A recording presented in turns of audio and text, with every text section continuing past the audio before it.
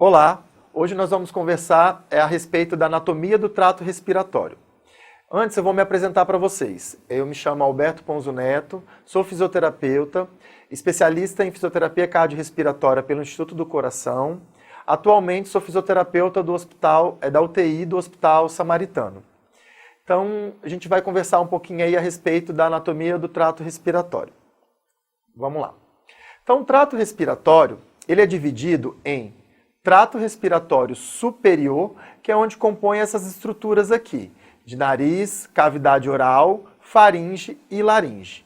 Já o trato respiratório inferior, ele é composto de todas as estruturas, da traqueia até a região dos alvéolos, onde a gente vai conversar ao longo da aula.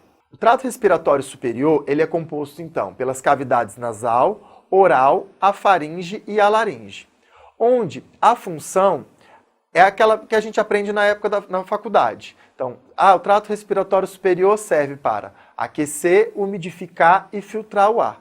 Porém, existem outras funções, como ele também serve como um mecanismo de defesa, bem como conduzir os gases respiratórios até a região onde ele vai precisar fazer a troca gasosa. Então acaba que todas essas estruturas aqui, elas se tornam uma via aérea de condução, que é o que a gente chama de via aérea condutora, que ela vai conduzir o ar também para essa região do trato respiratório inferior para realizar as trocas gasosas. Bom, então, inicialmente, falando um pouquinho das características do nariz. Então, a cavidade nasal, ela é um tecido altamente vascularizado. Então, o que a gente observa às vezes, pelo fato de a gente ter essa alta vascularização, é muito comum alguns pacientes, quando apresentar alteração de tempo, ou às vezes quando o tempo fica um pouco mais frio ou seco, alguns pacientes acabam apresentando o quê? Aquele sangramento nasal. Ou então a gente observa quando era criança, ou quando as crianças estão brincando e às vezes toma uma bolada no rosto ou uma pancada, é comum a gente observar o quê? Que o nariz ele acaba sangrando. Por quê? É uma região onde a gente tem o quê? Uma alta rede de vasos que para essa região. Então, ele é composto por um tecido, a cavidade nasal, por um tecido estratificado pavimentoso e que também serve como grande superfície de troca de calor e água. Então, por isso que essa região das vias aéreas superiores, a cavidade nasal, ela é responsável por essa troca de calor, então por aquecimento e umidificação do ar. Por isso que quando os pacientes, às vezes, quando é submetido a uma via aérea artificial, ou ele é entubado, ou ele é traqueostomizado, ele perde essa função de aquecimento e umidificação do ar. Então, por isso que ele precisa de uma via artificial, de uma estrutura, de um recurso artificial para fazer essa função de aquecimento e umidificação do ar. Então, o nariz ele consegue aquecer o ar numa temperatura de aproximadamente 37 graus Celsius.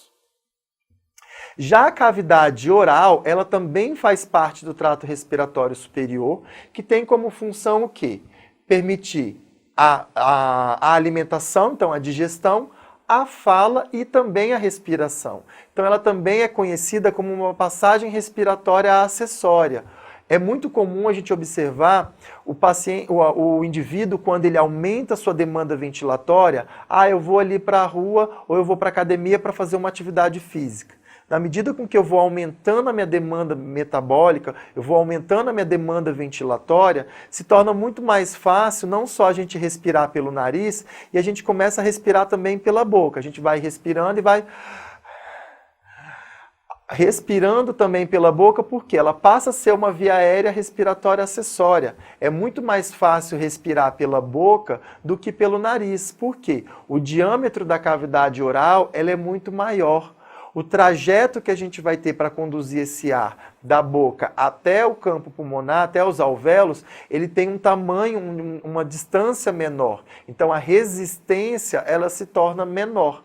Porém, ela não aquece e umidifica tão bem o ar quanto a cavidade nasal. Ela também, a mucosa da cavidade oral, ela também umidifica e aquece. Porém, não é tão eficaz quanto a cavidade nasal.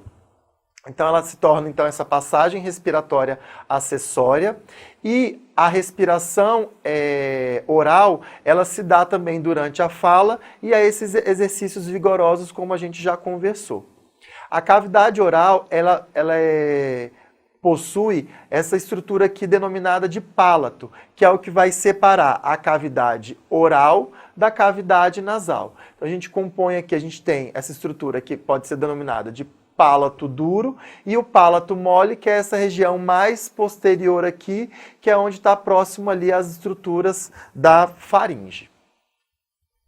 Já a faringe nada mais é do que a extensão da cavidade nasal e da cavidade oral até as vias aéreas do trato digestivo. Então é o que vai separar a cavidade também nasal da cavidade oral e dessa região aqui da laringe.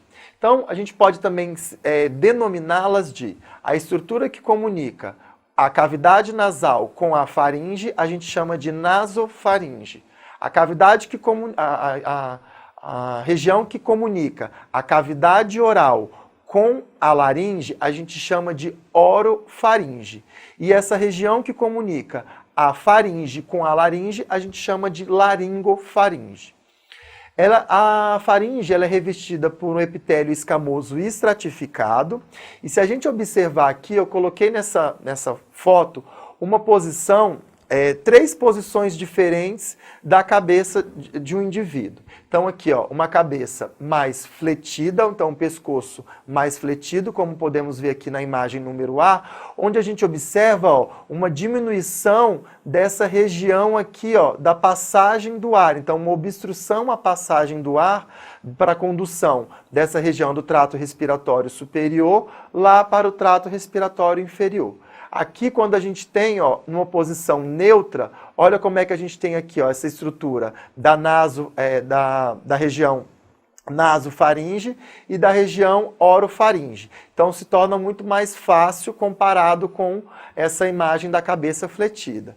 E quando a gente faz uma hiperextensão do pescoço, ó, quando o paciente hiperestende o pescoço, a gente aumenta mais ainda essa região aqui da nasofaringe e da orofaringe. Então, por isso que no indivíduo adulto é muito comum, durante o procedimento de intubação orotraqueal, ou até mesmo de fazer uma hiperventilação manual, com o ressuscitador manual, que a gente denomina de ambu, essa ventilação ela é feita com o pescoço hiperestendido, justamente para facilitar a passagem do ar aqui, para conduzir esse ar para a região do trato respiratório inferior. Então, é muito comum a gente observar esse tipo de posicionamento aqui da cabeça, como a gente observa na imagem C, aqui, ó, durante esses movimentos, durante o procedimento de intubação e de hiperventilação. Isso para adultos. Já na população pediátrica, nos bebês, a gente não faz essa hiperextensão durante a intubação, porque a laringe das crianças, elas já são mais superiores e anteriorizadas. Então, a gente não faz esse movimento de hiperextensão de pescoço, de cabeça, durante o movimento de intubação. Já a laringe, que é essa região aqui, ó, ela é composta de 9 cartilagens, também por músculos e ligamentos, onde a principal função dela vai ser proteger as vias aéreas inferiores através da presença da epiglote e também, ó, produzir o som através das cordas das pregas vocais, que ela está localizada nessa região aqui da laringe. Então essas seriam as 2 principais funções que a gente tem da laringe, que compõe ali o trato respiratório superior. Então a epiglote, ela serve como um mecanismo de defesa, mas lembrando que durante a deglutição, então quando a gente deglute, faz um movimento de deglutir, a epiglote ela tende a fechar essa região aqui da laringe, permitindo com que esse alimento vá para a região do esôfago. Porém, nós não temos essa oclusão total durante a deglutição. Então é muito comum alguns pacientes mais idosos, quando eles apresentam uma certa disfagia ou uma alteração desse movimento aqui da epiglote, eles apresentarem broncopneumonias de repetição. Então, aquele alimento, ao invés de ir para a região do esôfago, ele vem para essa região do trato respiratório inferior, gerando infecções pulmonares. E já as cordas vocais, elas estão presentes aqui, elas são... as estruturas delas, ela é formada por músculos, ligamentos e tecido submucoso. Lembrando que a inervação dela é feita pelo nervo laríngeo recorrente, como a gente já conversou na aula do sistema respiratório.